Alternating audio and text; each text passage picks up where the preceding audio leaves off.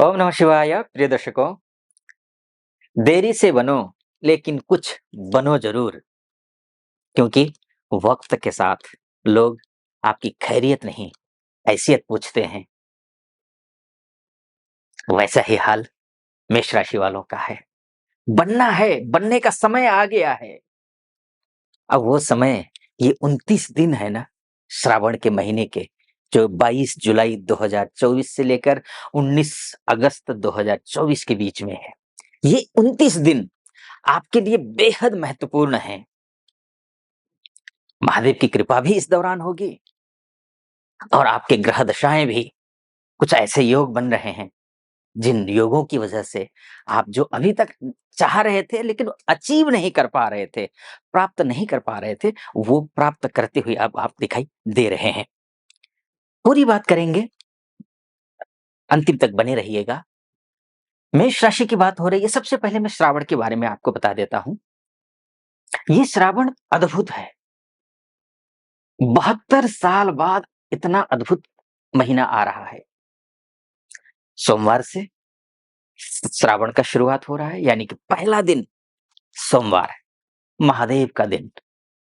अब महीना भी महादेव का, अति अत्यंत शुभ संयोग। देख, प्रीति योग में श्रावण का महीना शुरू हो रहा है। अभी तक किसी से भी आपके अगर लड़ाई झगड़े की वजह से या फिर किसी भी प्रकार से कोई मनमुटाव हुआ हो, उसमें प्रेम स्नेह बढ़ेगा, मनमुटाव खत्म होंगे। प्रीति योग में शुरू हो रहा है।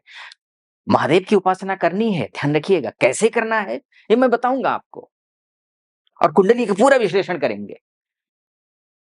प्रीति योग के साथ साथ में सुबह प्रीति योग है, शाम को आयुष्मान योग है।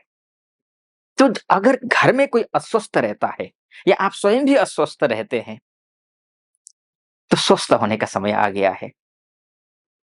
उसके साथ में सर्वार्थ सिद्धि योग, जो काम छू रहे हैं, जिस काम में हाथ डाल रहे हैं, वही काम अगर बिगड़ रहा है, तो अब ये शुभ समय शुरू हो गया है 22 जुलाई 2024 से।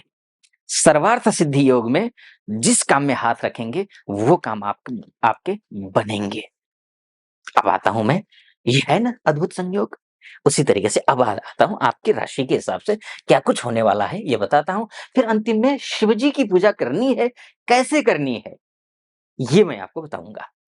देखिए, सबसे पहले ये आप समझ लीजिए कि आपकी राशि के जो स्वामी है ये मंगल हैं। ये गुरुदेव के साथ में युति संबंध बनाए हुए हैं। इस श्रावण के महीने में पूरे महीने युति संबंध बनाए रहेंगे। अत्यंत शुभ है ये। गुरुदेव और मंगल दोनों ही एक साहस के ग्रह, एक ज्ञान के ग्रह। आपका जो ज्ञान होगा, आपकी जो बुद्धि होगी, आपकी जो विद्या होगी, जिसका सदुपयोग नहीं हो पा रहा है, वो सदुपयोग मंगल करवाने जा रहे हैं। रास्ता प्रशस्त करेंगे, रास्ता खोल देंगे। जितनी भी बाधाएं हैं, वो उन बाधाओं को दूर करेंगे। अगर आप विदेश में रहती हैं या रहते हैं, तो यहाँ से अष्टमेश मंगल है। अष्टमेश मंगल शुभ करेगा। पैतृक संपत्ति को लेकर के कहीं कोई विवाद चल रहा हो, वो विवाद सुलझता हुआ दिखाई दे रहा है। यहाँ पर बस एक चीज का ध्यान रखना है, अपने गुस्से की वजह से कहीं ऐसा ना हो कि बनता हुआ काम आप बिगाड़ दो। तो गुस्सा नहीं करना है, वाणी पर संयम रखना है। वाणी आपकी मधुर होनी चाहिए, इस बात का आपको विशेष ख्याल रखना है। पराक्रम बढ़ेगा, भाइयों का सहयोग मिलेगा, दोस्तों का सहयोग आपको मिलेगा, ऐसा प्रतीत होता हुआ दिखाई दे रहा है। नहीं बन रहे थे अभी तक कोई काम, तो वो काम भी बनते हुए दिखाई दे रहे हैं। अब आता हूं मैं दूसरे पॉइंट पर, जो कि यहाँ पर ये आपको दिख रहा होगा। शुक्र और सूर्य का युति संबंध चतुर्थ भाव में होना, सीधा ये सोर्स, सीधा ये कर्म क्षेत्र को देख रहा है। यानी कि जो कुछ भी कार्य कर रहे हैं आप, जो कुछ भी आप व्यवसायी हैं या आप नौकरी पेशा वाले हैं, या फिर अन्य कोई काम करते हो, जो कुछ भी कार्य कर रहे हैं, आप उन कामों को शुभ बनाएगा ये शुक्रादित्य राजयोग। एक दूसरी बात यह है कि आपका जो पंचमेश है वो सूर्य है, केंद्र में जाकर के बैठा हुआ है, तो लक्ष्मी नामक राजयोग बन रहा है। ये भी एक अच्छा संयोग दिखाई दे रहा है यहाँ पर। तो इसके साथ में शुक्र केंद्रेश होकर के केंद्र में ही है, तो कोई समस्या यहाँ पर नहीं है। तो लक्ष्मी नामक राजयोग में क्या होता है? लक्ष्मी जी का आगमन होता है। तो ये यहाँ रहेंगे, तो लक्ष्मी जी आएँगी, निश्चिंत रहें आप। आगे बढ़ूँ उससे पहले एक निवेदन आपसे करना चाहूँगा। अगर आप मुझे फ़ॉलो करते हैं, देखते रहते हैं तो ऐसे ही स्नेह बनाए रखिए। सब्सक्राइब किया होगा आपने, लाइक कमेंट करते होंगे, आपका बहुत-बहुत आभारी। ऐसा क स्नेह बनाए रखिए। लेकिन जो नए हैं, पहली बार देख रहे हैं, तो पूरा वीडियो सुनिए। ऑथेंटिक लगे मेरा विश्लेषण, तो चैनल को सब्सक्राइब कर दीजिएगा, वीडियो को लाइक और कमेंट बॉक्स में जाकर के महादेव का भक्त हूँ, कृपा आप पर भी बनी रहे ऐसी मेरी कामना। हर हर महादेव 5 बार या 11 बार अवश्य लिख दीजिएगा। और फेसबुक और इंस्टा के माध्यम से देख रहे हैं, तब भी आपसे निवेदन है, फॉलो, लाइक और कमेंट कर दीजिएगा। महादेव का महीना है ये, हर हर महादेव लिखना आवश्यक है।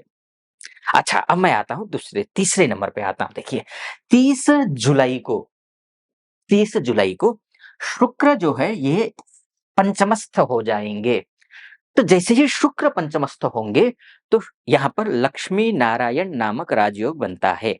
अगर आप किसी से स्नेह करते हैं, प्यार करते हैं, शादी करना चाहते हैं, तो अब बात करके देखिए, कुछ अच्छा होगा, कुछ पॉजिटिव होगा, बिगड़ी हुई बात बनेगी।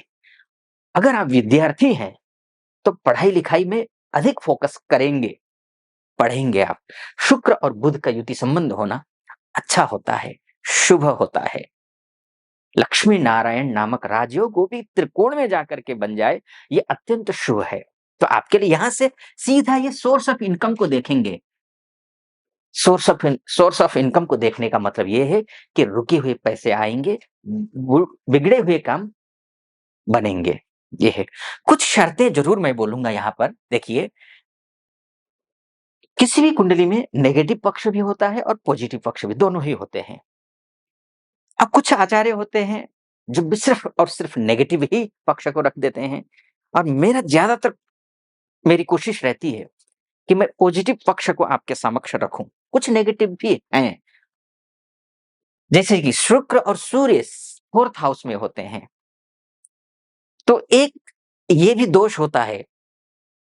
और क्या दोष होता है? क्योंकि सूर्य के अत्यंत शत्रु ग्रह है शुक्र, तो जब तात्कालिक शत्रु भी हो जाते हैं, तो शत्रु बढ़ने का डर रहता है। शत्रु बढ़ने का डर, लेकिन मंगल अच्छा है, तो इस वजह से मैंने पहले कहा ना आपको, मित्र साथ देंगे, लेकिन जो शत्रु ऑलरेडी हैं, उनसे सावधान रहिएगा, ये है। माताजी के स्वास्थ्य का भी ख्याल रखना है, 2-3 चीज़ें हैं, बाकी भी ये मोटा-मोटी तौर पर है।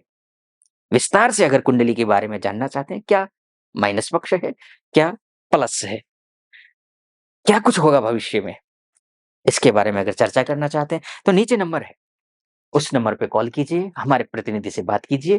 प्रतिनिधि से बात करके मुझसे अपनी कुंडली दिखाने के लिए अपॉइंटमेंट ले लीजिए।